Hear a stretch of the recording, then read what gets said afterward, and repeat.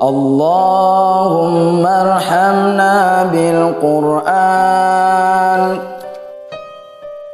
واجعله لنا إماما ونورا وهدى ورحمة.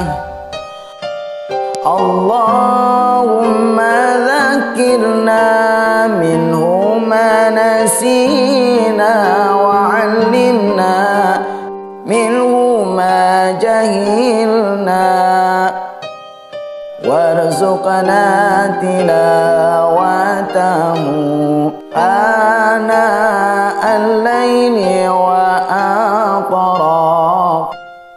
النهار واجعله لنا حجة يا رب العالمين.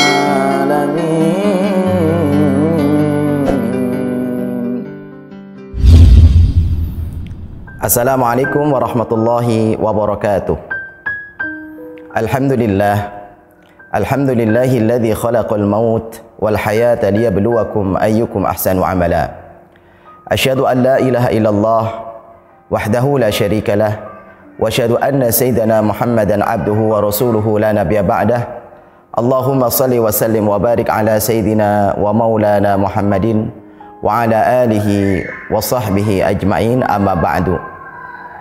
Rabbi israh li sadri wa yassir li amri wahlul 'uqdatam min lisani yafqahu qawli. Allahumma faqihna wa faqih auladana fid din wa alimna at-ta'wil. Yang kami memuliakan ibu-ibu Majlis Ta'lim Sabilul Jannah dan pemirsa dimanapun anda berada, doa kami semoga Allah Subhanahu wa ta'ala melimpahkan kebaikan, keberkahan dan kemuliaan kepada kita semuanya. Pada kesempatan yang baik ini, kita akan mengkaji tentang bahayanya sikap sombong. Setiap kita dalam kehidupan bermasyarakat tentu berinteraksi dengan orang lain. Karena kita adalah makhluk sosial, sangat terikat dan sangat membutuhkan bantuan dari orang-orang yang ada di sekitar kita. Maka kita disebut sebagai makhluk sosial. Di dalam Al-Quran, di dalam surah Al-Hujurat ayat 13 menegaskan, Ya ayyuhan nasu inna khalaqnakum min dzakarin wa untha. Wahai manusia, sesungguhnya kami ciptakan kalian dari seorang laki-laki dan perempuan. وَجَعَلْنَاكُمْ شُعُوبًا وَقَبَائِلَ لِتَعَارَفُوا. Dan kami jadikan kalian berbangsa-bangsa dan bersuku-suku agar kalian saling mengenal. Inna akramakum indallahi atqakum. Sungguh orang yang paling mulia di sisi Allah di antara kalian adalah orang yang paling bertakwa. Innallaha alimun khabir. Sesungguhnya Allah Maha melihat dan Maha teliti. Dari sini memberikan penjelasan kepada kita, fungsi manusia diciptakan berbangsa-bangsa, bersuku-suku, bahkan kita melihat berwarna kulit yang berbeda, berbahasa yang berbeda, beragama yang berbeda. Tujuan daripada penciptaan itu semuanya adalah lita'arafu, agar kita saling mengenal. Dengan saling mengenal, kita berinteraksi, bisa bekerja sama mencapai sebuah tujuan, saling membantu, saling memenuhi kebutuhan dan seterusnya. Maka semua itu di sisi Allah. Inna akramakum indallahi atqakum. Sungguh yang paling mulia di antara kalian itu adalah orang yang bertakwa. Sehingga ketika kita sering melihat seseorang dari status sosial, karena dia dimuliakan sebab hartanya, karena keturunan dan seterusnya. Dalam pandangan Islam tidak dilihat oleh Allah pada hal yang demikian. Dalam hadis riwayat Imam Muslim, baginda Rasulullah sallallahu alaihi wasallam bersabda, "Innallaha la yanzuru ila suwarikum wa amwalikum." Sesungguhnya Allah tidak melihat kepada rupa dan harta kalian, walakin yanzuru ila qulubikum wa a'malikum, tetapi Allah melihat pada hatimu dan amalanmu. Ini yang menjadi ukuran seseorang mulia atau tidaknya dilihat pada hatinya dan pada amalnya. Maka seorang muslim dituntut ketika dia beriman, dituntut untuk amalus salihah, yaitu melakukan amal saleh. Amal saleh yang seperti apa? Melakukan kebaikan-kebaikan yang dituntut agar kebaikan tersebut dilakukan dengan tuntunan Al-Quran dan Sunnah Rasulullah, kemudian dilakukan dengan hati yang ikhlas.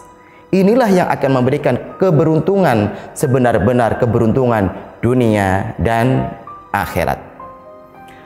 Kita sering terjebak di dalam realitas kehidupan sosial karena kompetisi kehidupan.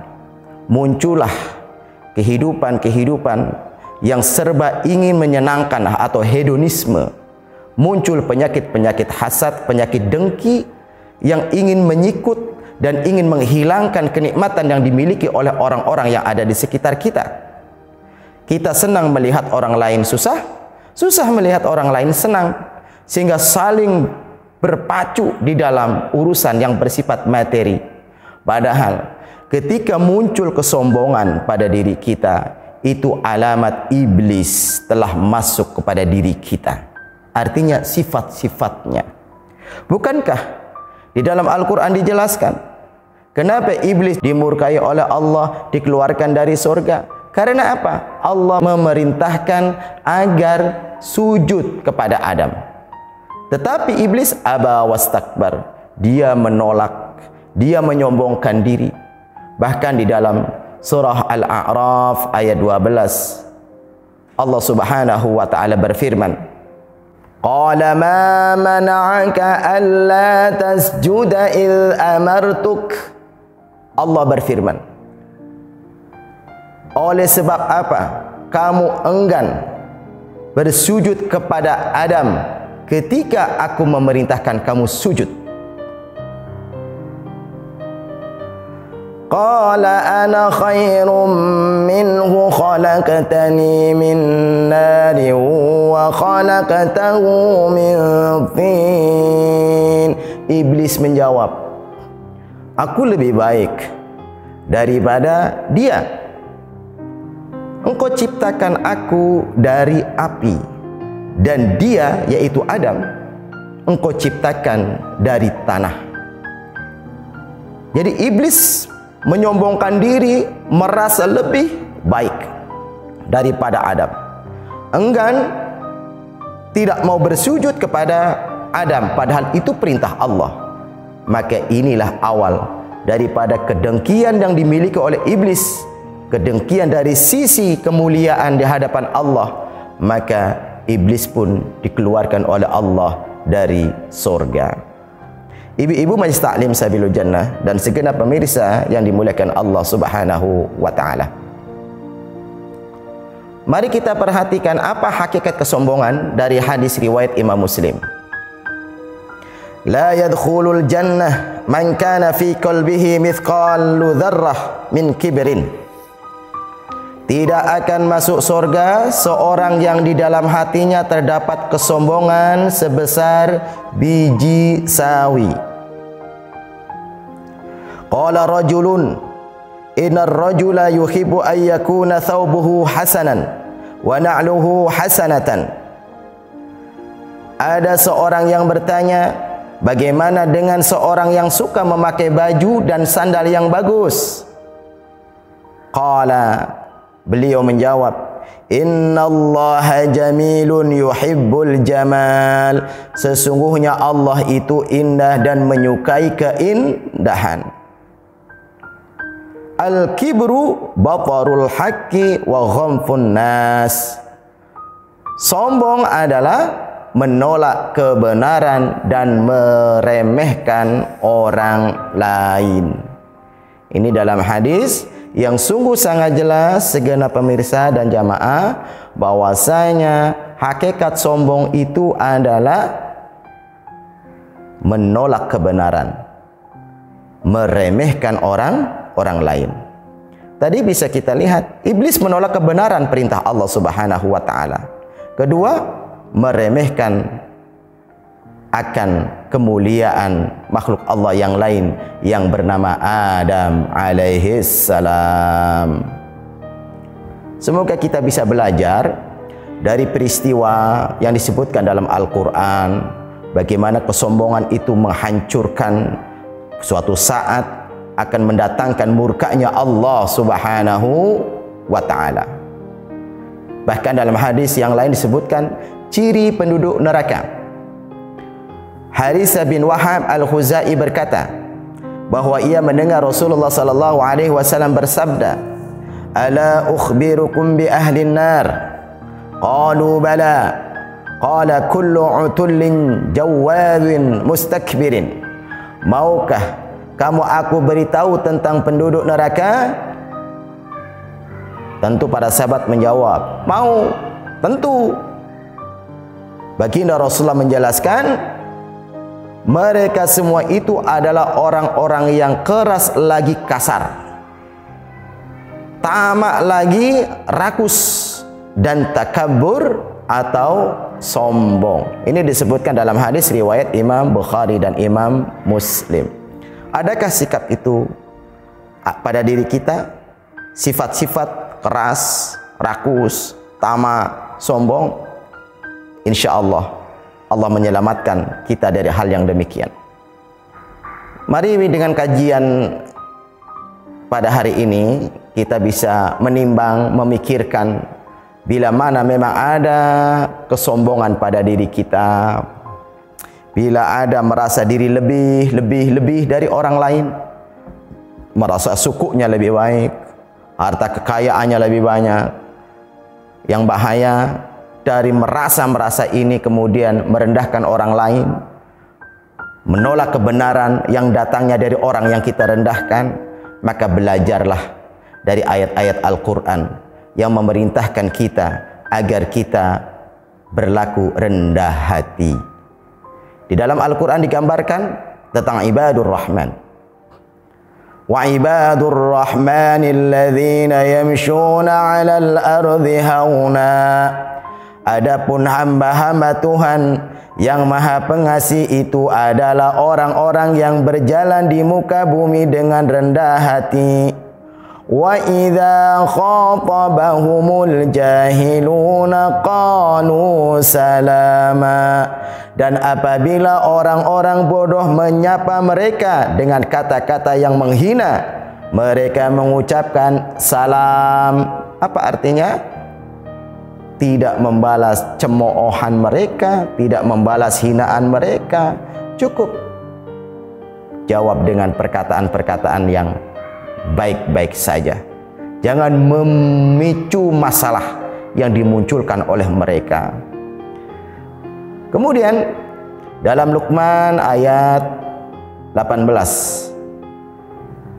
Al-Quran menyebutkan, wala tusair khaddaka linnas, dan janganlah kamu memalingkan wajah dari manusia karena sombong. Wala tamshi fil ardi marha, dan janganlah berjalan di bumi dengan angkuh. Innallaha la yuhibbu kulla mukhtalin fakhur. Sungguh Allah tidak menyukai orang-orang yang sombong dan membanggakan diri. Ibu-ibu Majelis Taklim Sabilul Jannah dan segenap pemirsa, tentu penyakit ini selalu ada pada kita, penyakit sombong. Yang penting adalah Ketika penyakit ini hadir, sadar, mohon pertolongan Allah Subhanahu wa taala agar terbebas dari penyakit sombong ini. Karena sombong yang dituruti akan menghancurkan. Sombong yang dituruti menjadikan kita menolak nasihat orang lain. Kita tidak mau mendengar. Kita tidak mau membantu menolong orang-orang yang membutuhkan bantuan kita.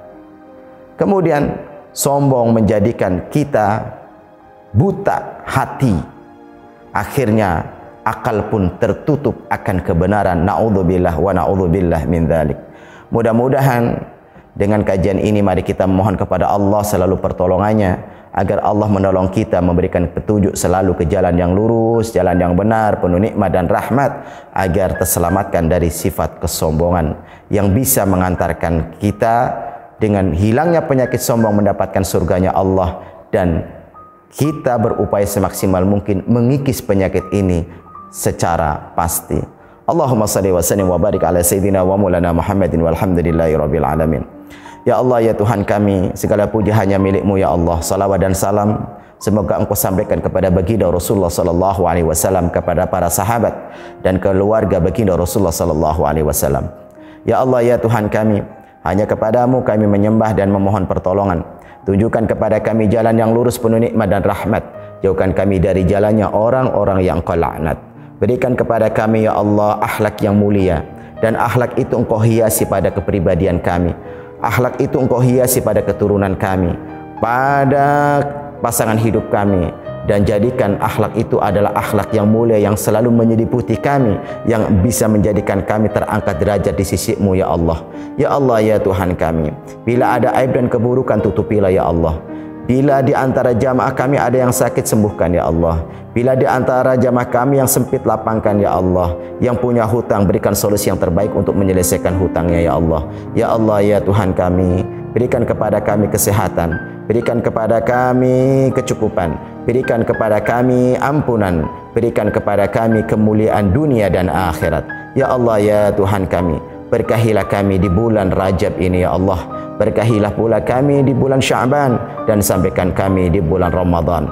Rabbana atina min ladunka rahmatan wa hayyi' lana min amrina rasyada.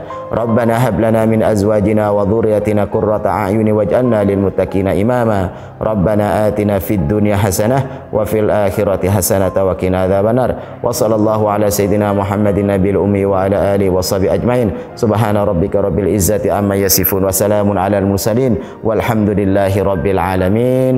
Terima kasih, mudah-mudahan kajian ini bermanfaat untuk kami dan untuk segenap pemirsa. Mohon maaf bila ada hal yang kurang berkenan. Subhanakallahumma wa bihamdika asyhadu an la ilaha illa anta astaghfiruka wa atubu ilaik. Wassalamualaikum warahmatullahi wabarakatuh.